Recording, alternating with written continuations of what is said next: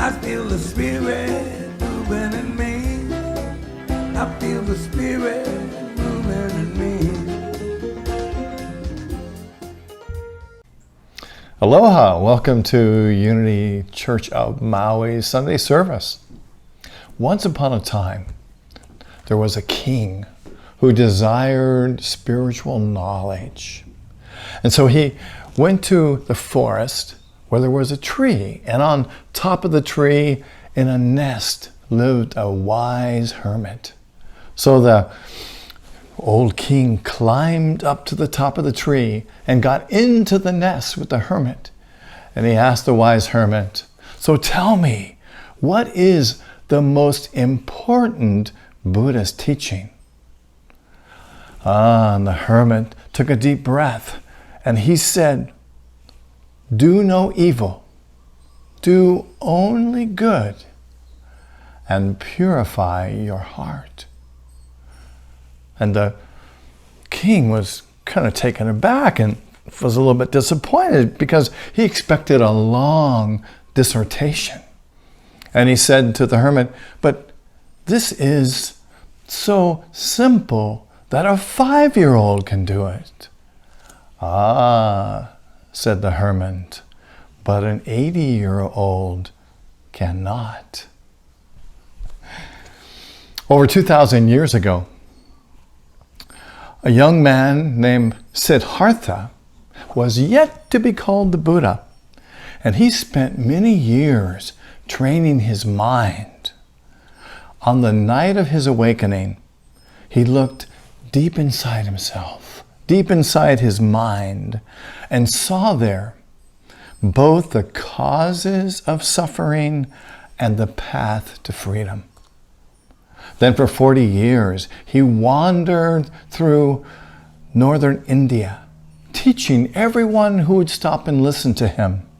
He taught them how to cool the fires of greed, how to calm down the desire of hatred, and how to live with integrity. He taught them how to be steady, how to concentrate the mind, and to see through the mind's many confusions. He taught them how to develop liberating insight. In short, he taught virtue, mindfulness, and wisdom. And these are the 3 pillars of Buddhism, as well as great teachings, great spiritual concepts for us that we can mold and meld into our lives to become more centered, more peaceful, more loving people. You know, the quality of virtue simply involves regulating our actions, paying attention to what we're thinking, what we're feeling, what our thoughts are, and to consider the benefits of what we're thinking, feeling, saying, and doing, and how we can apply those benefits to in everything we think, say, and do. Mindfulness really involves the skillful use of attention. You know, it's really paying attention to what we're experiencing, to be able to check in with our inner selves and see, what are we feeling? What's going on? What are the emotions that are running through our beingness? What are the thoughts we're having? And then in the same way, to be mindful of what's happening in the outside world, and to look at what is the relationship between what's happening on the inside and what's happening on the outside, and how can that be influenced by our thoughts, words, and actions. Buddha said that all that we are is a result of what we have thought. He said, mind is everything. What we think, we become. I love that. Wisdom is the third of these pillars of Buddhism. And I like to think of wisdom as the blending of mind and heart. You know, it's kind of taking our thinking, taking aspect and taking our heart and kind of putting them together and coming from that place of the unity of both our thinking and our love. And in doing this, we understand and we're able to look at, is what we're doing bringing love to the world, or is it bringing hate? You know, it's really about, this wisdom is about really being in touch with how we are impressing the world. And then the second part of that is to take this understanding and strengthening the things that help to make this a better world, to strengthen the way that we bring positivity into the world.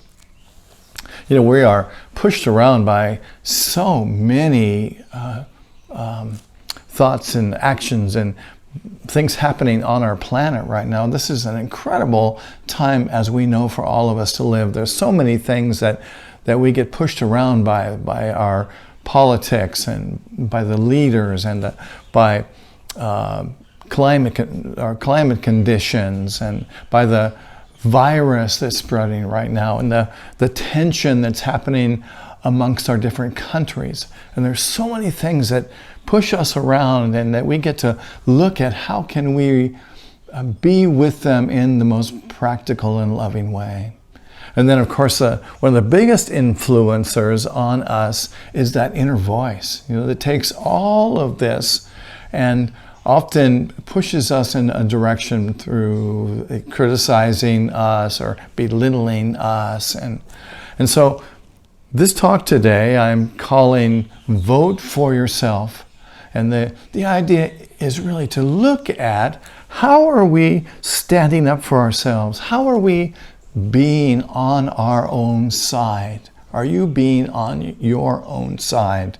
It's really tapping into that innate knowledge that's within you and applying that in a way that benefits you and benefits the world.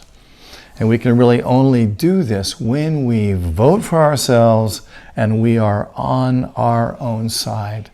You know, this is harder than it seems, because I know many of us weren't brought up to really focus on being advocates for what we believe, right? I know for myself, I was taught as a child that what I thought didn't matter.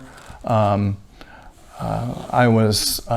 grew up thinking, for example, that I had to be productive all of the time. And I remember my parents saying to me, "Blaine, don't you have anything productive to do?"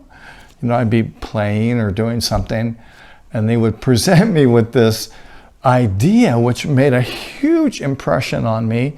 And I still hear that voice oftentimes when I am relaxing or taking it easy or playing.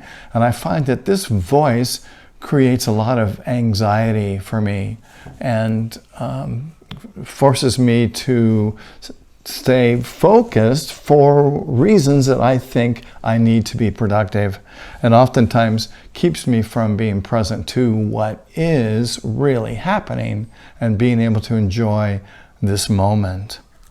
Sometimes I wish I had a hall pass, right? It's like, give me a pass, get me out of this loop that's going on so that I can experience the fullness of this moment right now, so that I can be on my own side and be my best friend. So let's look at the three practices that the Buddha talked about, the three pillars of Buddhism. The first one is to be virtuous. And let's look at it. How can we apply this to our life right now? You know, to be virtuous really means to be aware of what we're thinking, what we're feeling, what we're saying, and to make sure that what we are putting into the world is beneficial and, I like to think, loving and positive. You know, there's so much going on right now, and I think a good example might be in our current political situation, to be able to view both of the candidates for president in a compassionate way. And this is certainly a way that I am looking at them, because I want to feel compassion for them, right? I don't want to say negative things about them or think negative things about them. And I have to be frank, I'm doing this for me, because being compassionate feels good for me and heightens my experience and my life. So I think that's one way we can practice being virtuous right now, by being aware and spreading compassion and having thoughts and actions of compassion. The second pillar is mindfulness. So this is about how can we be the most present? How can we be the most mindful right now? And I think that part of what I have noticed keeps me from being mindful is if I get caught up in all of the negative press and all the craziness that surrounds our political situation and, you know, our environment and all of this right now. And I know for myself, what I can do, and I think what you can do too, is to not focus so much on the news. Oh my gosh, you know, it's like the first thing I do in the morning is go to my computer and see what news is on. Is that true for you? See what the status is. And what if we just were for ourselves? You know, what if we, in voting for ourselves, and I'm not saying we don't vote for candidates, right? But to vote for ourselves means that I'm going to do something to take care of myself. I'm going to do something to be for myself right now. Certainly, I'm going to vote in the election, right? And certainly, but what's important right now is to take care of me, to be for myself, or for my spirit, for my body, for my beingness, and so that I can show up and be totally present. And the next thing that we can do is for the pillar of wisdom, right? The blending of heart and mind. To me, that's about being present to the idea always about, you know, what am I thinking? What's in my heart? And how can I bring the two together so that I respond in love? I don't know about you, but I have this voice in my head that some people call the committee or the angry aunt upstairs, or that's this voice that's happening all the time that is always criticizing. And I think one of the things that we can do with our wisdom is to apply love to the message of this inner critic and to tell it that, thank you for sharing, I love you, and I'm choosing to focus on loving thoughts and actions right now. You know, I believe that we can build new neural pathways in our minds so we can train these inner voices to have a more heartful message, right? So that they are standing with us as we vote for ourselves and stand for our highest truth and to be for ourselves. So I have some questions for you to ponder as we look at voting for ourselves. And the first question is, what is it like to be a good friend to someone? You might even think about, how are you a good friend to maybe just pick one person, and how are you a good friend to that person? What do you do? How does it feel to be a good friend? And just to pay attention to that and to really check in with yourself and see, what does it feel like to be a really good friend? And then the second question is, what kind of a friend are you to yourself? Do you criticize yourself? Do you get angry at yourself?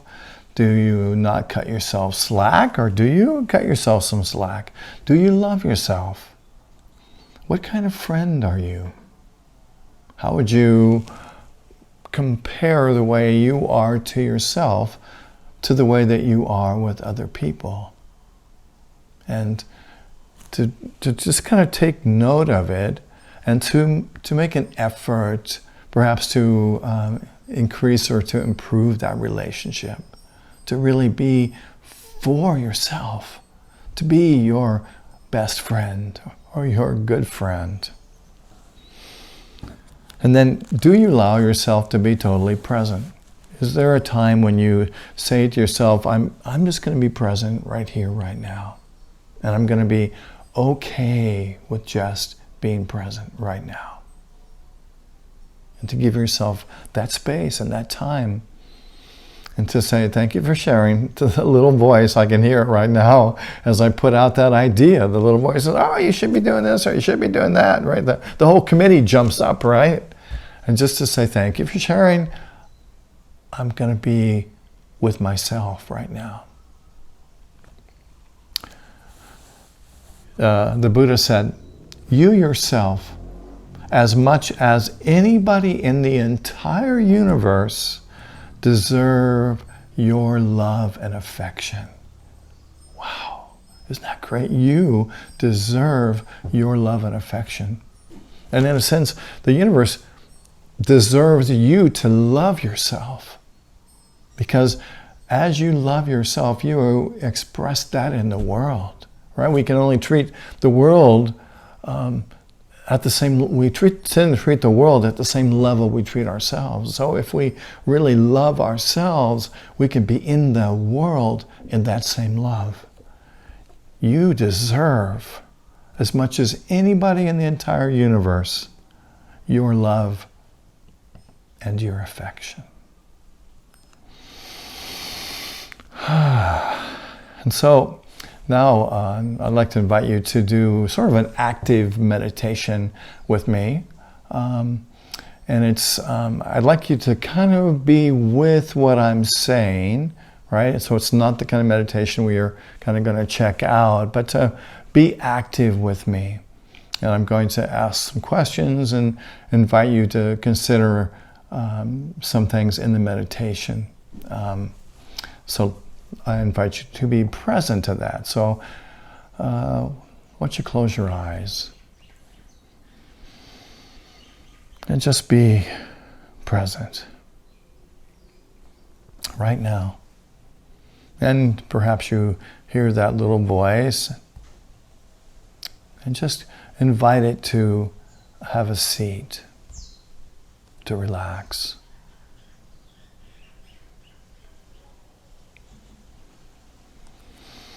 And as you breathe in and breathe out, to relax into this moment.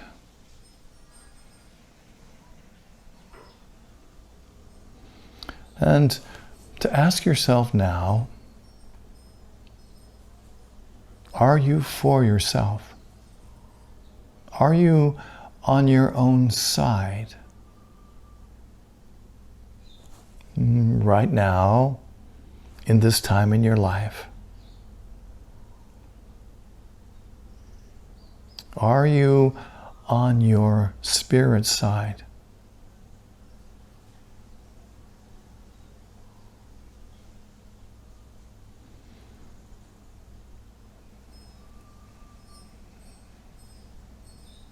And then to imagine someone who cares for you, a significant other, a friend, a relative. Maybe it could be even somebody who has moved on from this realm, from this experience of life. And just to feel their love. Maybe to feel how you felt or how you feel in their presence.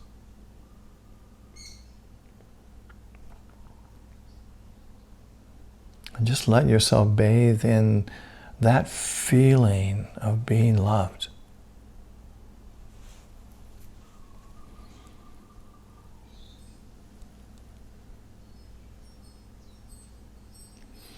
And then to feel, what does it feel like when you touch or hold someone that you care about? Could be a person, a child, a friend, someone you hug. Could even be a pet. Just to feel that feeling of affection, that sweet softness that comes with sharing a touch.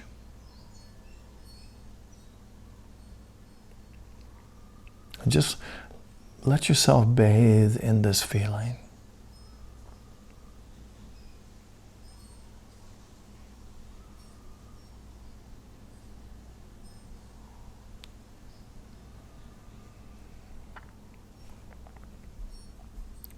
And next, imagine a time, remember the time when you were strong, when you were filled with energy.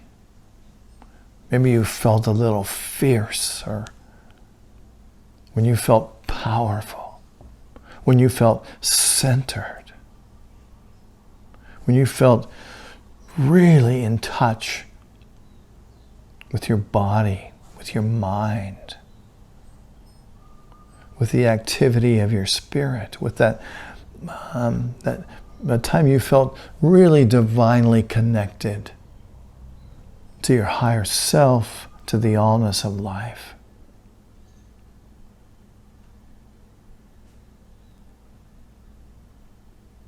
Just really feel into that. Imagine that this feeling moves through every cell in your body.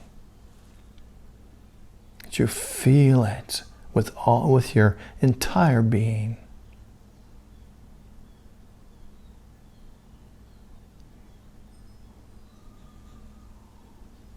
And then remember yourself as a young child. Perhaps you can recall being a child and being in a place of love. Perhaps you can recall a photograph of you as a child. See yourself as young, vulnerable, precious, beautiful, handsome, loyal. And feel the love of yourself for your young self. To be caring, to be compassionate. Perhaps you could even imagine holding your own hand or touching your shoulder. Even to think or to say, you are amazing.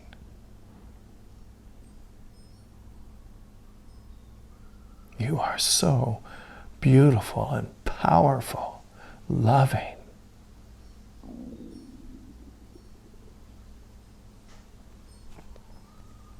And then imagine that you are on your own side.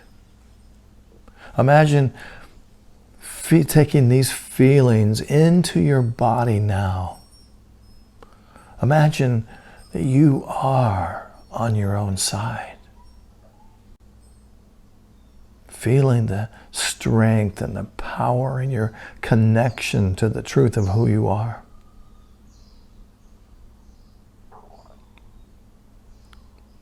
Feeling this power surging in and through and as you connect with all that you are.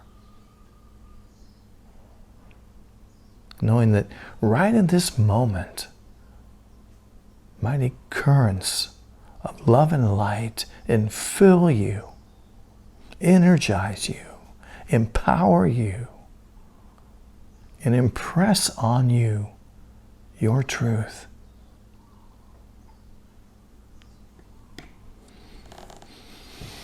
Breathing in and breathing out. And slowly begin to bring your awareness back to this moment, holding on to all that you are, embracing your wholeness.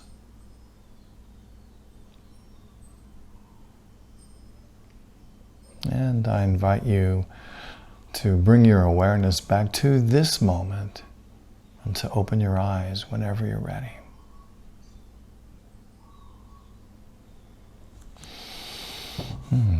Namaste.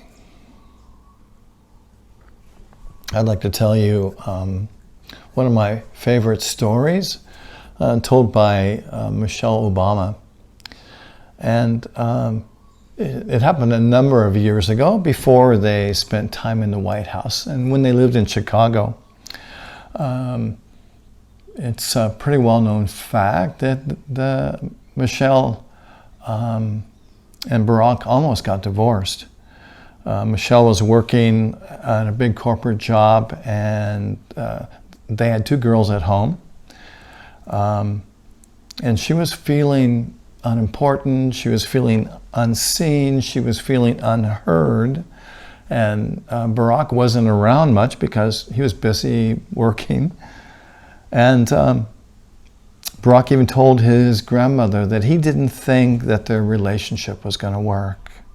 And Michelle told her mother also that she didn't think that they were going to stay together. And one morning, Michelle woke up, she says it was about 4 a.m., and she had this desire to go to the gym. She used to go a lot to the gym, and she hadn't been in months. And so this day, she was like, I want to go to the gym today.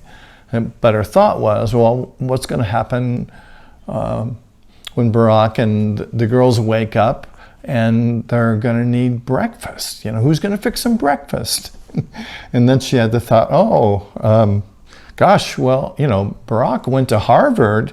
Certainly he could figure out how to put cereal and milk in a bowl. And so she got up. According to her, she says, oh, what the hell? I'm going to the gym.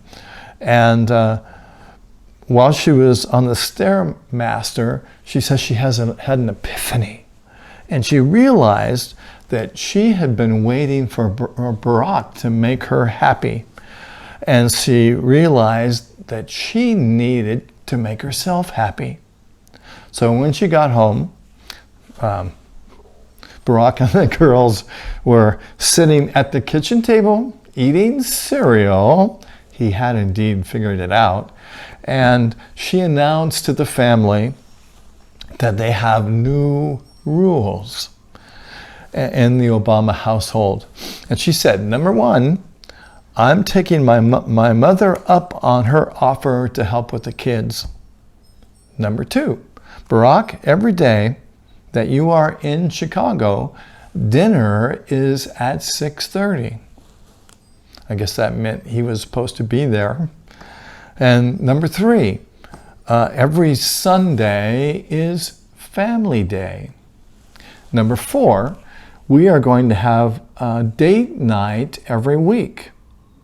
And she said that these things transformed her relationship because she was standing up for herself. She was voting for herself and showing strength and love that helped that relationship to grow into what we know it is today. You know, personal responsibility is necessary for our own happiness. We must be for ourselves. We must stand for ourselves. We must vote for ourselves. Rumi wrote in his poem titled Alchemy of Love, you come to us from another world, from beyond the stars and void of space, transcendent, pure, of unimaginable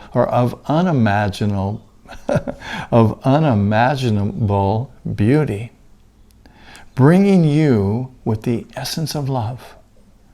You transform all who are touched by you. Mundane concerns, troubles, and sorrows dissolve in your presence, bringing joy to the ruler and ruled, to peasant and king. You bewilder us with your grace. All evils transform into goodness. You are the master alchemist. You light the fire of love in earth and sky, in heart and soul of every being. Through your loving existence and non-existence, all opposites unite. All that is profane becomes sacred again. And the affirmation that we have for this week is, I am for myself. I attract prosperity and happiness right now.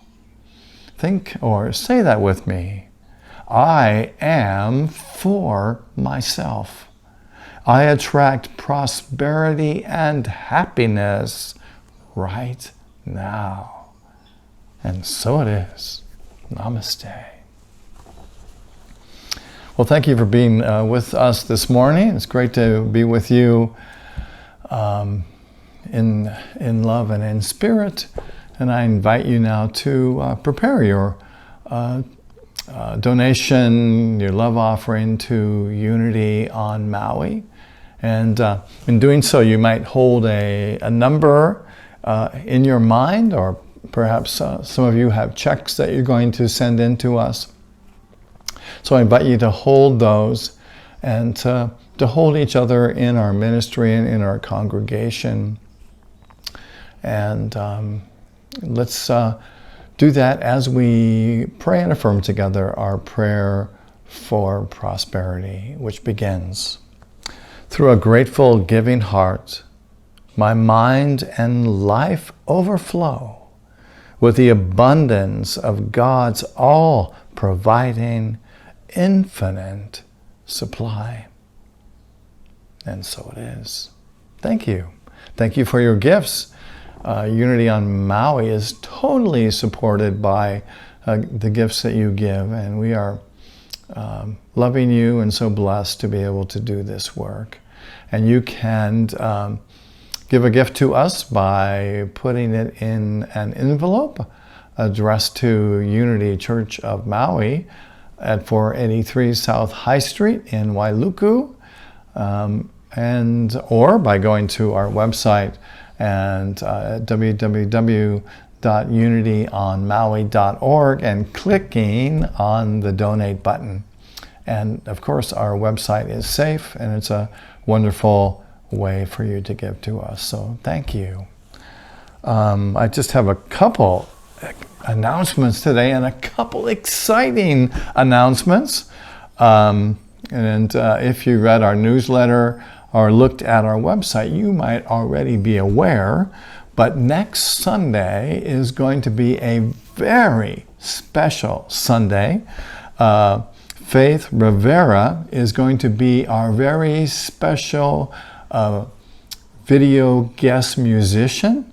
And one of the songs that she is going to sing next week is titled Rise. It's an incredible song.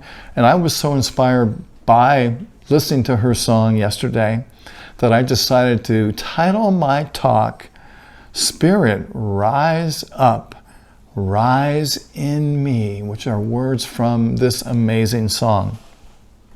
And I'm excited to say also that we're going to totally change our format next week. We will not be doing Facebook Live, but we will be doing Zoom Live.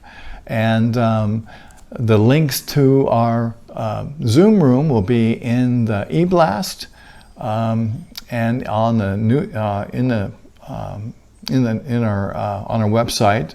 And you can go there and click on them, and we'll be live about 10 minutes to 10 next Sunday. And I'm thinking this is going to really, really be fun and exciting. So we will connect a few minutes before the service. The service will be live, and we'll be able to see each other during the service. And then after my talk and Faith's music, we'll be able to connect on Zoom.